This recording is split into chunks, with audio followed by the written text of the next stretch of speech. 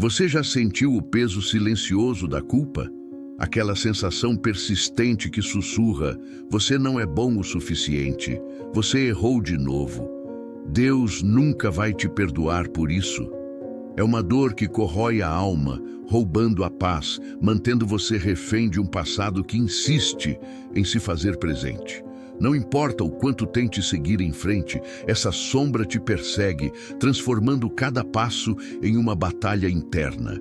Muitos carregam essa bagagem pesada, sorrindo por fora, enquanto por dentro a alma anseia por liberdade. É uma experiência universal, mas que nos faz sentir incrivelmente sozinhos, isolados em nosso próprio julgamento. Essa culpa é uma prisão invisível.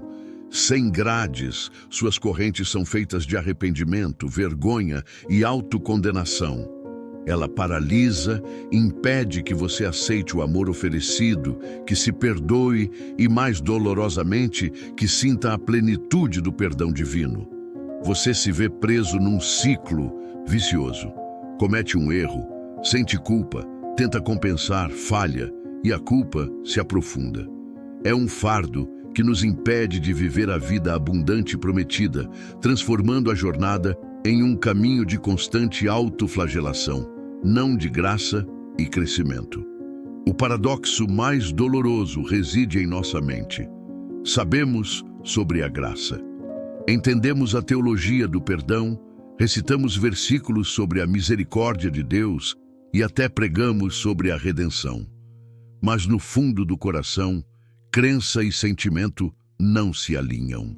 Há uma dissonância profunda entre o que nossa fé ensina e o que nossa alma consegue absorver. É como saber que o sol brilha, mas sentir-se preso numa escuridão gelada. A razão aceita, mas a emoção resiste, alimentada por anos de condicionamento e expectativas. Essa batalha interna não é apenas fraqueza pessoal ou falta de fé. É uma luta espiritual real, onde o inimigo de nossas almas se deleita em nos manter amarrados ao passado, distorcendo a imagem de um Deus amoroso e perdoador. Ele usa a culpa como ferramenta para nos afastar do propósito, para nos convencer de que somos indignos de bênção ou avanço. A culpa é das armas mais eficazes para roubar nossa identidade em Cristo, transformando a redenção em teoria distante e não uma realidade vivida. Mas e se eu te dissesse que essa prisão tem uma chave? E se o que você tem acreditado sobre o perdão, como ele funciona e se manifesta em sua vida, estiver incompleto? A verdade é que muitos de nós estamos esperando sentir algo para crer, ou para aceitar o que Deus já fez. Estamos condicionados a buscar um sinal emocional para validar a graça. Mas, e se o perdão de Deus não for algo que você precisa sentir para ser real? E se a liberdade da culpa estiver disponível, independentemente das suas emoções? Você se lembra da pergunta que nos deixou no ar? E se o perdão de Deus não for algo que você precisa sentir para ser real? Pois bem, a resposta a essa questão não reside nas profundezas de nossas emoções voláteis, mas em uma verdade imutável, escrita há milênios, que ressoa com a autoridade de quem a proferiu. Ela está encapsulada em uma das passagens mais libertadoras de toda a Escritura, uma promessa que desmantela a fundação da culpa e da vergonha. Refiro-me a 1 João, capítulo 1, versículo 9.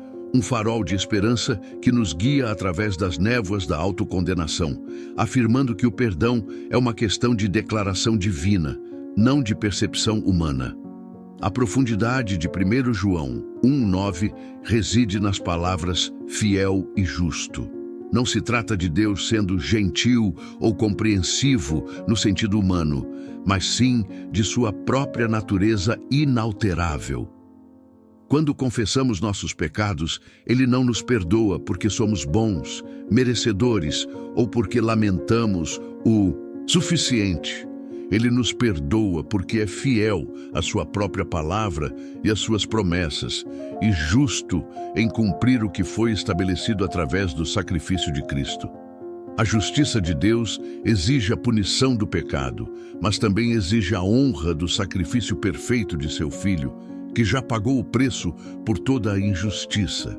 Essa é a grande diferença entre a promessa divina e a experiência humana. Nossos sentimentos são como as marés, ora altos, ora baixos, influenciados pelas circunstâncias, pelo cansaço, pelas vozes internas de condenação. Mas a fidelidade e a justiça de Deus são como a rocha eterna, inabaláveis. Ele não muda de ideia sobre o perdão concedido. A promessa não depende da intensidade do nosso remorso ou da nossa capacidade de nos sentirmos limpos, mas da integridade do caráter dele. O perdão para Deus é um ato de cumprimento de sua própria essência, não uma resposta à nossa performance. Se essa verdade ressoa em você, se a clareza dessas palavras está começando a desatar nós em sua alma, então quero te convidar a se juntar à nossa comunidade. Inscreva-se no canal agora mesmo e ative as notificações para que possamos continuar essa jornada de descoberta juntos, mergulhando mais fundo nas verdades que libertam e transformam. Ao fazer isso, você garante que não perderá os próximos passos dessa revelação, encontrando respostas práticas para viver a liberdade que já é sua. É uma decisão simples que pode abrir portas para uma compreensão muito mais profunda da sua fé. Entender, 1 João 1,9, é compreender que o perdão de Deus é uma realidade objetiva, um decreto divino. Ele não está condicionado ao nosso estado emocional, mas à sua própria palavra. Quando confessamos, o perdão é um fato consumado, uma purificação completa, independentemente de sentirmos ou não. É a promessa inquebrável, escrita em graça, que nos liberta da prisão da culpa. Saber que a promessa existe é o primeiro passo. Mas como podemos, na prática, abrir as mãos para recebê-la e viver plenamente nessa liberdade? Abrir as mãos para receber a promessa de Deus não é um ato místico, mas uma sequência de decisões práticas e intencionais. O primeiro passo, e talvez o mais difícil, é a confissão específica. Muitas vezes, nossa oração se resume a um genérico "Deus, perdoe meus pecados", mas isso é vago. É distante. A verdadeira libertação começa quando olhamos para a nossa falha diretamente e a nomeamos. Não é dizer "perdoe meus erros", mas sim "Pai, eu perdoo a minha impaciência com meus filhos hoje", ou "eu confesso a inveja que senti do meu colega de trabalho". Essa especificidade não serve para informar a Deus, pois Ele já sabe de tudo. Serve para nós.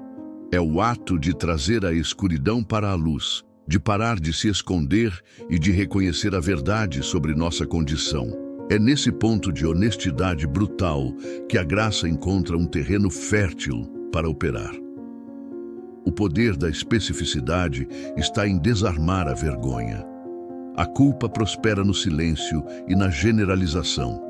Quando você apenas diz "eu errei", a culpa pode se agarrar a qualquer aspecto da sua identidade. Mas quando você diz "eu menti sobre aquele relatório", você isola a falha. Você a transforma de uma nuvem escura que paira sobre você em um objeto concreto que pode ser entregue a Deus. É um ato de humildade que diz: isto aqui, este comportamento específico, não é quem eu fui criado para ser, e eu o coloco diante de ti. É um passo que nos força a parar de justificar ou minimizar nossas ações e simplesmente admitir a verdade.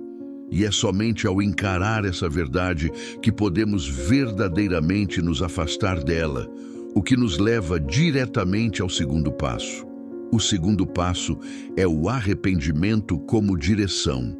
A palavra arrependimento foi distorcida em nossa cultura, sendo associada quase que exclusivamente a um sentimento de tristeza ou remorso.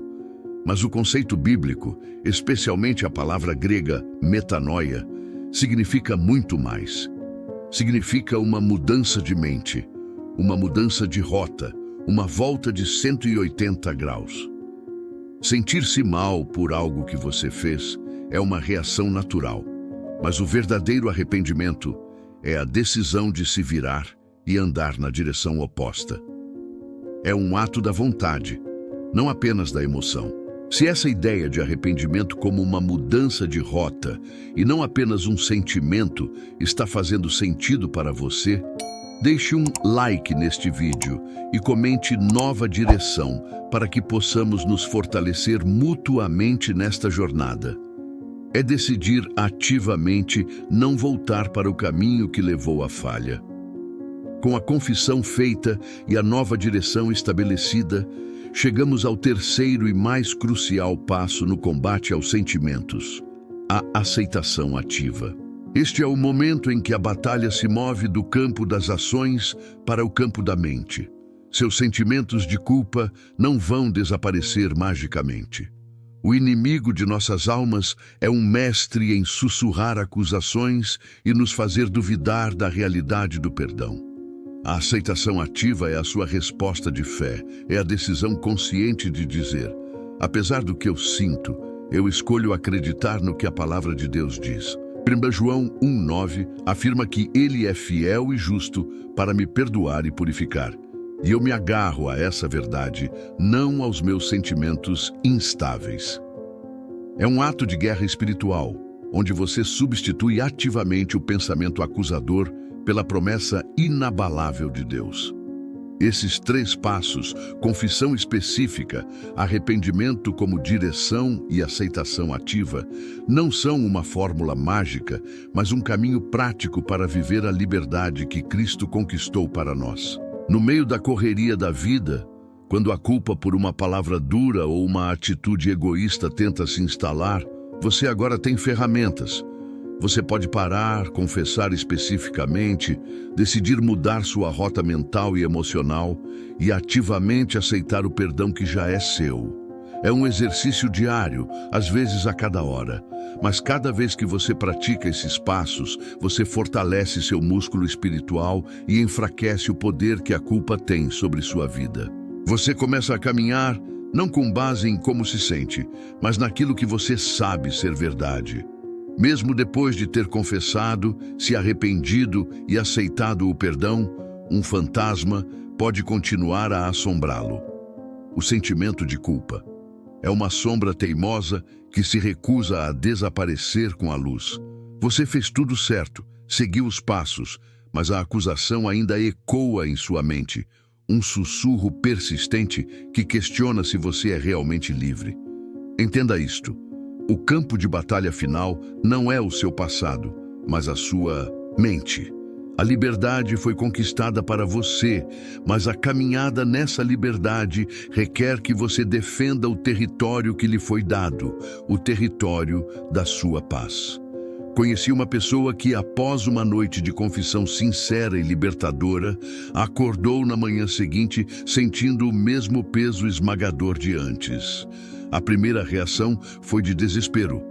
Não funcionou. Mas a verdade é que sentimentos são péssimos indicadores da realidade espiritual. A jornada da culpa para a graça não é uma linha reta e ascendente. É como aprender a andar de novo após uma longa enfermidade. Haverá dias de força e dias de fraqueza, dias em que você corre e dias em que tropeça.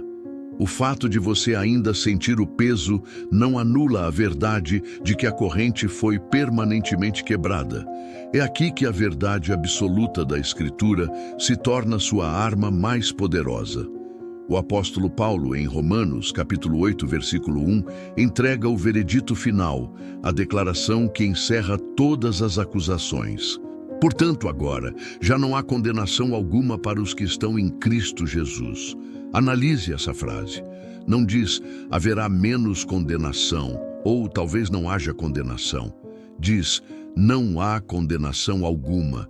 É um decreto legal, uma absolvição divina que o acusador não pode contestar. A palavra agora significa que sua liberdade não é uma promessa para o futuro, é uma realidade para este exato momento.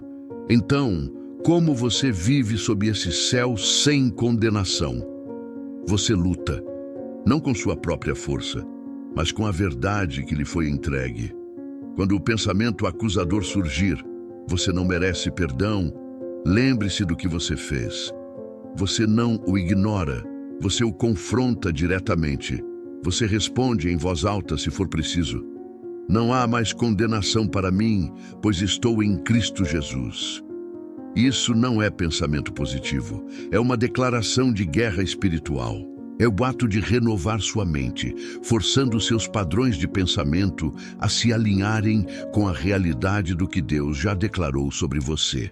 Esta jornada, que começou na escuridão da culpa, não termina apenas com o alívio do perdão.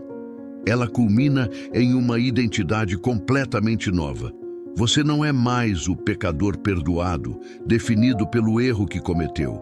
Você é filho, filha, herdeiro, justo.